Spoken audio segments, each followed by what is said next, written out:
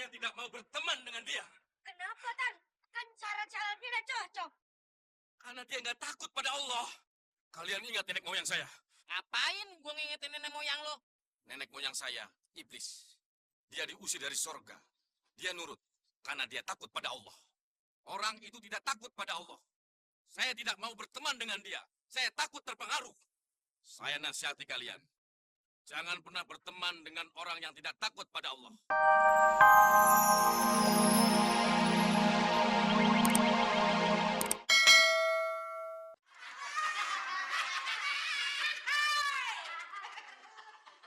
Pak Haji nggak ikut. Katanya lagi sakit perut, Pak Ustadz. Mau menyendiri. Makanya kita disuruh jalan-jalan sendiri. Apaan sih? Ya, foto Budi Sofia ketinggalan. Dah. Alah, udah biarin, nggak usah dipikirin, Dan. Paling-paling udah dirawatin sama Haji.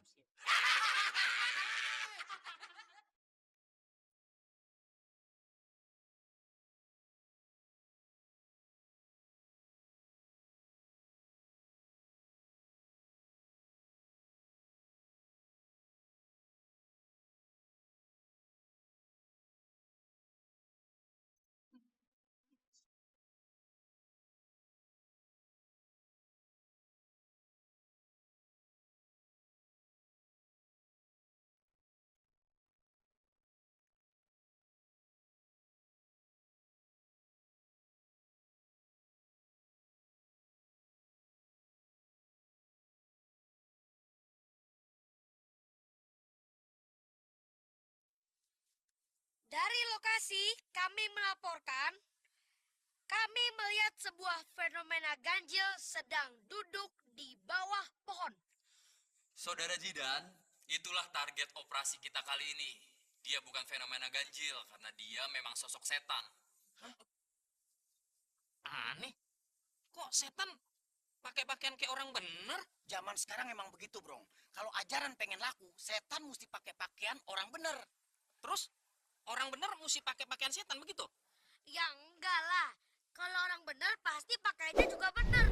Mana mungkin bisa setengah-setengah.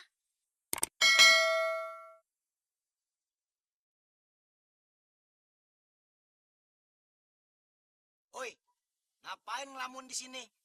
Nyesel jadi setan. Saya lagi nggak punya teman nih. Kesepian.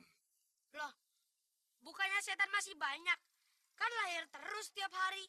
Yang saya maksud teman manusia. Ah, kebeneran. Ini aja jadiin teman mukanya kayak setan. Gak laku. Kamu jambrong kan? Dulu teman saya pernah bertugas mengawal dia. Sewaktu dia masih jadi pemabuk. Tapi setelah dia jadi orang benar, teman saya nggak mau ikut dia lagi. Capek. Setan, emangnya di kampung ini nggak ada lagi orang yang bisa dijadiin teman ente? Susah. Semua orang di kampung ini sudah pada beriman. Tapi saya yakin, saya pasti ketemu jodohnya. Berisik. Assalamualaikum. Waalaikumsalam warahmatullah. Pak Haji, apa kabar? Baik, alhamdulillah. Zidan kemana, Bu? Loh, udah berangkat dari tadi loh Pak Haji. Aduh, kemana dulu ya anak itu? Emang Pak Haji nggak ngeliat? Sejak saya di sini, saya kagak ngelihat Zidan tuh. Bagaimana di rumah kabarnya, baik-baik? Alhamdulillah, baik Pak Haji. Semuanya baik. Iya, semuanya baik. Itu tuh yang saudara jauh, baik. Saudara jauh. Oh iya Pak Haji, Insya Allah Mbak Sophia besok datang ke sini. Mbak Sofia? Mbak Sofia yang mana tuh ya? Yang Oh iya, saya ingat. Kalau gitu kabar yang dibawa Zidan bener dong. Saya kirain cuma mau ngeledekin saya doang. Loh, berarti Pak Haji udah ketemu Zidan dong. Duh, iya, tadi sih ketemu di atas. Cuman sejak saya di sini saya kagak ngeliat dia. Saya kirain dia pulang. Jalan-jalan kali sama Ustadz Adin. Udah tenang aja, Bu, tenang. Assalamualaikum. Waalaikumsalam. Yes. Aku tahu sekarang.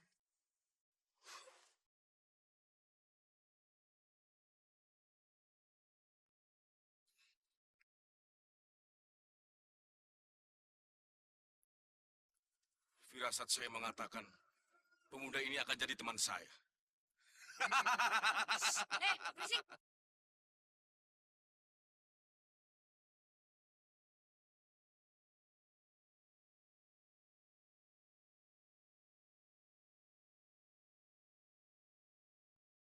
Kenalkan,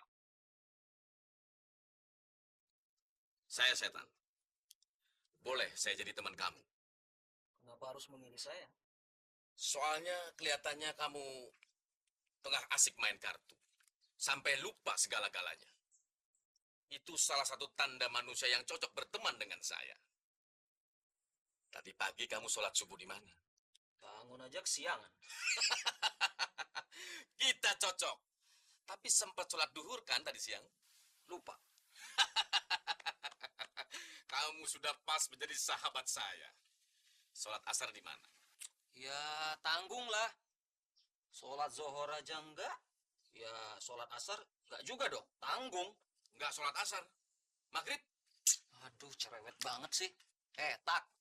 Saya kasih tahu ya. Saya ini enggak pernah sholat. Ngerti? Jadi nggak pernah sholat? Ya enggak sama sekali enggak. Kamu nggak takut sama Allah? Allah. Siapa tuh? Enggak kenal. Kacau, kacau. Kacau. Kacau, kacau. Kacau. Saya tidak mau berteman dengan dia. Kenapa, Tan? Kan syarat-syaratnya udah cocok. Karena dia nggak takut pada Allah. Kalian ingat nenek moyang saya? Ngapain gua ngingetin nenek moyang lo? Nenek moyang saya, iblis. Dia diusir dari sorga. Dia nurut karena dia takut pada Allah. Orang itu tidak takut pada Allah. Saya tidak mau berteman dengan dia. Saya takut terpengaruh. Saya nasihati kalian.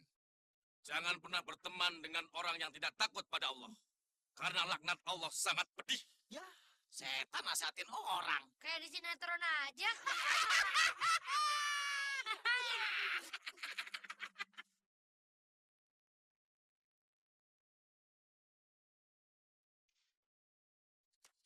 Coba bayangkan, setan aja nggak mau berteman sama orang yang nggak takut sama Allah. Karena setan takut sama Allah dan setan tahu laknat Allah sangat pedih. Ngomong-ngomong soal pedih, gua nggak pedih. Sebab gua tahu murid gua yang namanya Zidan berkata benar. Tahu dari mana, Pak Haji?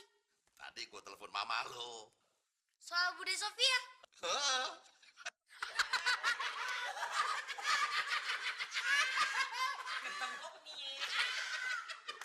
Maghrib, azan cepetan azan lo. Azan lo ajan pasehan lo. Kamu seorang tua juga.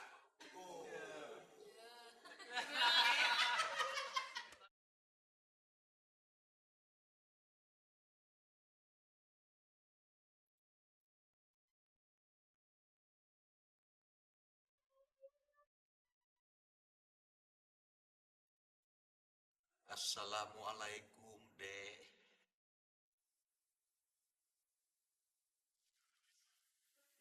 Dek Hafid. Iya, saya Pak Haji. Waduh, tumben nih Pak Haji rajin bener. Masya Allah. Kenapa Pak Haji? Baju gua bolong gara-gara lu berdua. Masih nanya lagi lu. Kalau lu mau tahu sini deketan. Sini.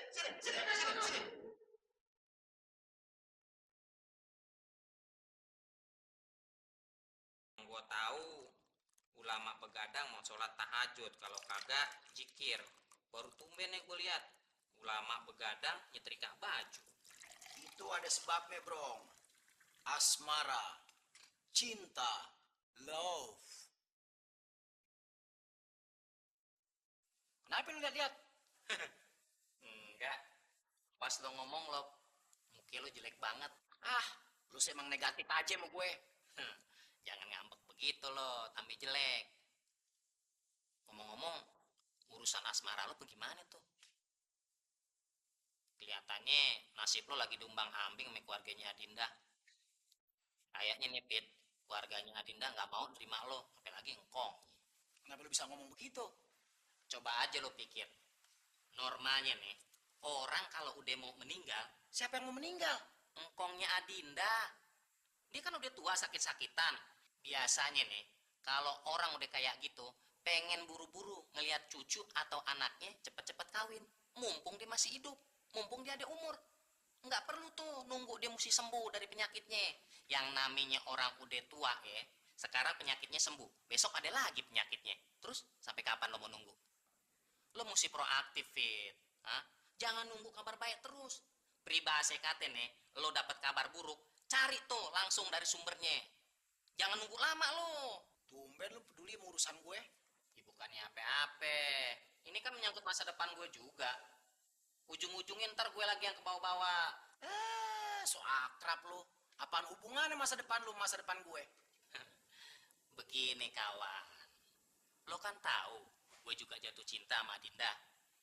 Kalau lo gagal ngedapetin dia, rencananya nih, gue bakal nerusin perjuangan lo. Nah kalau diulur-ulur begini, ujung-ujungnya bakal langsak gue nih, Pit. Kita tambah tua, Adinda jadi jelek.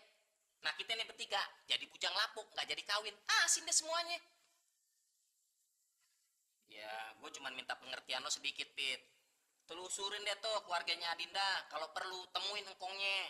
Kan lagi sakit. Justru dia lagi sakit. Gampang lo tekan. Bener juga lo, Bro.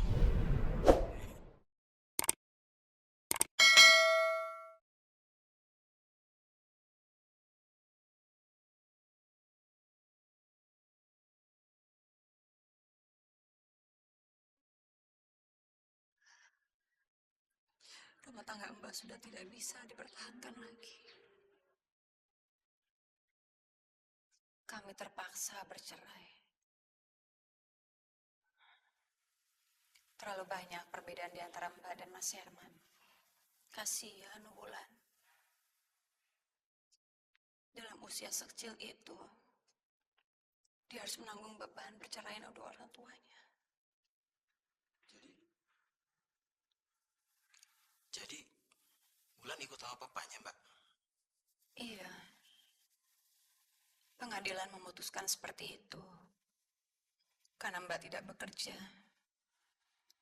Dan dianggap tidak mampu menafkahi anak. Tapi Mbak Sofi masih boleh menemui Wulan kan? Memang boleh.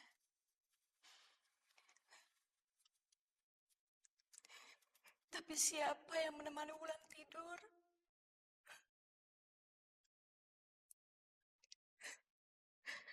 Kalau tengah malam,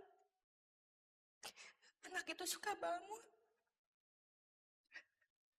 Dan suka minta minum sama Mbak.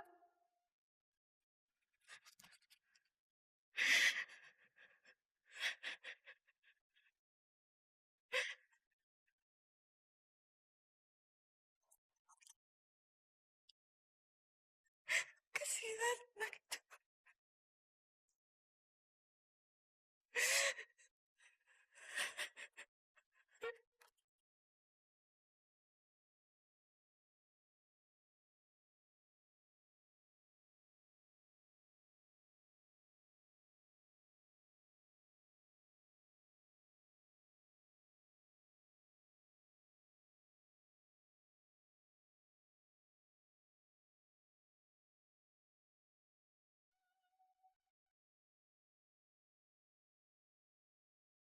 Pak Haji, nungguin apaan sih? Kelihatannya gelisah bener.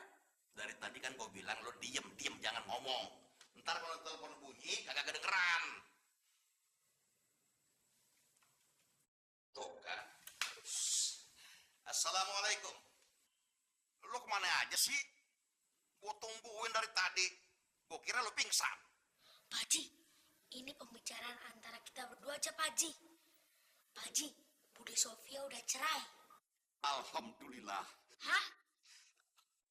Astagfirullahalazim. Astagfirullahalazim.